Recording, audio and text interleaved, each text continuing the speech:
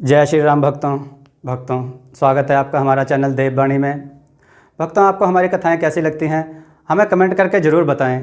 भक्तों, हमारी कथाओं को लाइक अधिक से अधिक करें, इन्हें शेयर करें और हमारे चैनल को अधिक से अधिक सब्सक्राइब करें। भक्तों, आपसे एक गुजारिश है, हमें इंस्टाग्राम पर फॉलो करें जिसका लिंक डिस्क्रिप्शन में दिया गया है। तो चलिए शुरू करते हैं आज की कथा। जय श्री राम दोस्तों, यह कथा सुनकर आपको अंदर से आनंद की प्राप्ति होगी। कथा को पूरा सुनें और इसे लाइक जरूर करें। चलिए कथा की ओर चलते हैं। आज की कथा है भिखारी बना ठाकुर जी का भक्त। आइए कथा श्रवण करें। मोहन एक बहुत ही निर्धन व्यक्ति था। उसके पास 2 समय के लिए खाने के लिए भोजन की व्यवस्था भी बहुत कठिन कार्य था। वह भोजन की आशा में ठाकुर जी के एक बड़े मंदिर के बाहर जाकर बैठ जाता और हर आने जाने वाले से भोजन की आशा रखता था। मंदिर में आने वाले श्रद्धालुओं से उसको जो भी भोजन मिलता उसको वह खाकर संतुष्ट रहता था। अधिक की उसने कभी कामना ही नहीं की थी। पेट भरने लायक भोजन मिल जाए, बस इतने में ही संतुष्ट रहता था। निर्धन था किंतु हृदय से बहुत दयालु था। उसका यही प्रयास रहता था कि यदि किसी को उसकी आवश्यकता है तो वह उसकी सहायता करे। दोस्तों, किंतु हमारा समाज ही ऐसा है, निर्धन को तो कभी मनुष्य माना ही नहीं जाता।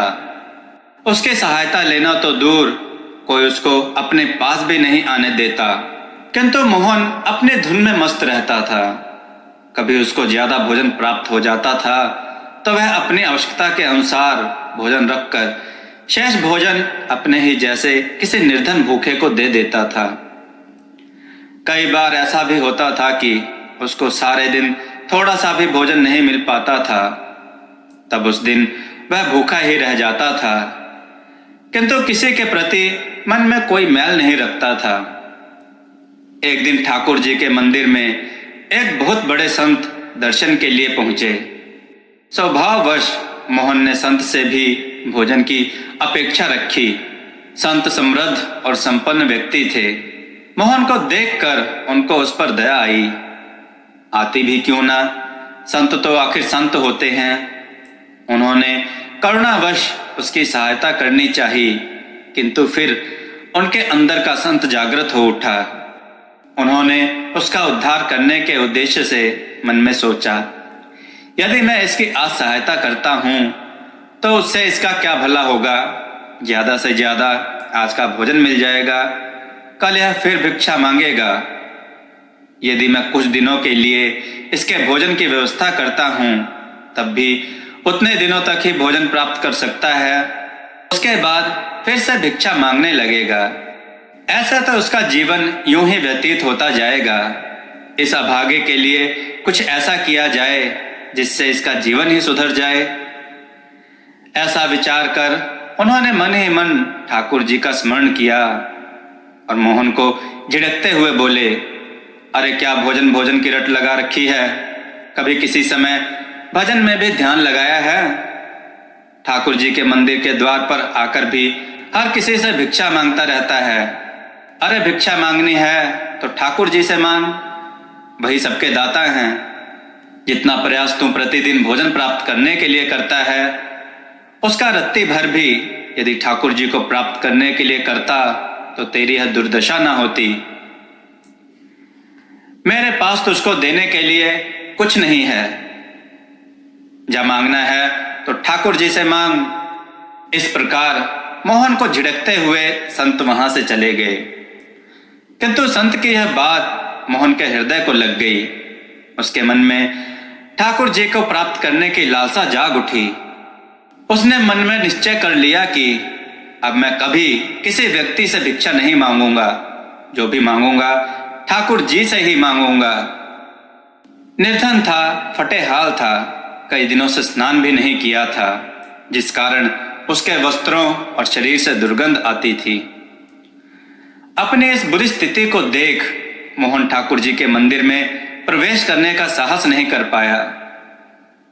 उसने बाहर से ही ठाकुर जी को प्रणाम किया और मन ही मन उनसे बोला कि हे ठाकुर जी, आज से आप ही मेरे दाता हैं। अब आपके सामने ही अपने हाथ फैलाऊंगा। आप दो या ना दो, आपकी इच्छा, किंतु जब तक आप नहीं दोगे मैं किसी से कुछ नहीं मांगूंगा। ऐसा कहकर ठाकुर जी को प्रणाम कर मोहन उन संत की तलाश में निकल पड़ा। बहुत भटकने के बाद एक स्थान पर उसको वह संत दिखाई दिए। मोहन उनके पास पहुंचा और दोनों हाथ जोड़कर खड़ा हो गया। संत ने सोचा कि यह फिर कुछ मांग रहा है।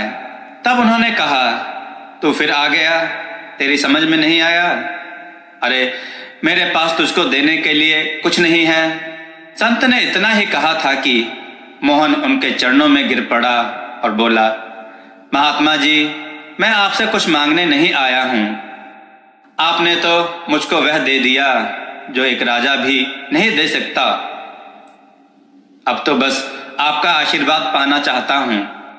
संत के पूछने पर मोहन ने अपना संकल्प उनको बताया। संत की आंखों से आंसू बह निकले। उन्होंने मोहन को प्रेम पूर्वक उठाया और अपने हृदय से लगा लिया और आशीर्वाद दिया, जा, ठाकुर जी तेरी मनोकामना पूर्ण करें। मोहन अपने घर लौट आया।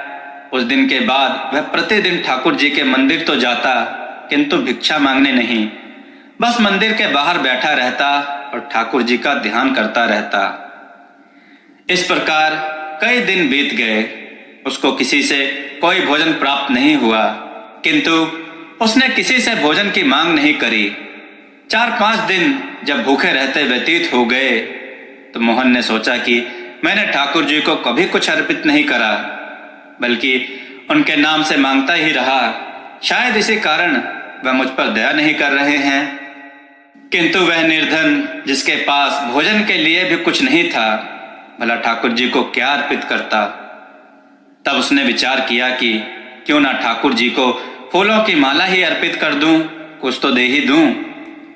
ऐसा विचार करके चला मंदिर की ओर, किंतु वह माला भी कहां से लाता। उसके लिए भी धन की आवश्यकता पड़ती। धन उसके पास तो था ही नहीं। उसने विचार किया कि फूल बेचने वाले के पास जाता हूं, शायद वह एक माला दे ही दे। मोहन फूल बेचने वाले की दुकान पर पहुंचा, किंतु तभी उसको स्मरण हुआ कि उसने किसी से कुछ ना मांगने का संकल्प लिया है। अब क्या करे, सोच विचार कर ही रहा था कि उसकी दृष्टि दुकान के एक कोने पर पड़ी, जहां दुकानदार ने पुरानी मुरझाई हुई मालाएं डाल रखी थी। मोहन को और कुछ नहीं सूझा। उसने उन मुरझाई मालाओं में से एक माला उठा ली और चल दिया ठाकुर जी के मंदिर की ओर। आज उसके कदमों में विचित्र तेजी थी, एक विश्वास और एक उत्साह, किंतु उसका उत्साह क्षण मात्र में ही विलीन हो गया। जैसे ही वह मंदिर की सीढ़ियों पर चढ़ने लगा, मंदिर के सेवादारों ने उसको रोक दिया। उसने बहुत मिन्नतें की और कहा कि उसको ठाकुर जी के दर्शन करने दो, मैं उनको फूलों की माला अर्पित करने आया हूं। माला देखकर सेवादार हंसने लगे। उन्होंने उसका उपहास उड़ाया। यह सब चल ही रहा था कि तभी मंदिर के मुख्य पुजारी आ पहुंचे। दोस्तों, कथा का अगला भाग सुनने के लिए चैनल को सब्सक्राइब करके रखें और कथा को सुनकर अपने विचार कमेंट के रूप में हमें अवश्य दें। कथा को शेयर जरूर करें और लाइक करना ना भूलें। जय श्री राम भक्तों।